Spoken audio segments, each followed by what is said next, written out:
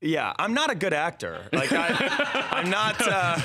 No, I can't. Like, and that's my whole thing. I've realized, early on in my career, I was like, I need to be a good actor. Like that's what I want to do. I want to be an actor. I need to be a really good actor. And then I realized as I got older, I was like, so the key to that, having an acting career, is not to not act. Really, you know what I mean? And so when I'm acting, you'll be able to tell. Yeah.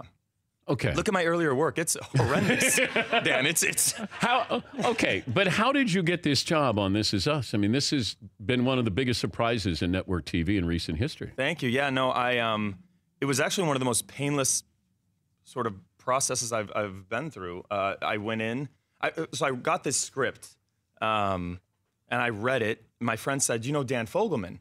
And I said, "Yeah, I know Dan Fogelman." He goes, "How long have you known him?" I said, "Well, I don't know him. I know of him. I know who Dan Fogelman is." And he's like, I just read this script. I think he just wrote you." And I go, what are you talking about? I've never met the guy really. And I read this script, and I got to the end of it, and I was like, this is the greatest thing I've ever read. I got to figure out a way to get into this room. So I called my agent. He got me into the room. It was a standard audition. And they called me back. I had one more on tape, and then I guess they watched it at the network, and that was it. It was really painless. But what's your strategy when you go in there? Because everybody wants to be an actor, but put us in the room when you know that your future, I mean, there's a lot that rides on You're that. right. No, you're right. And you try not to think about that. I guess it's like sort of a pressure situation, kind of in a big, like a bowl game or a Super Bowl or something like that, when it's all on you, and you try not to, at least for me, you try not to think about that, because that, for me, again, can take you out of it and sort of take away from the things that you know how to do.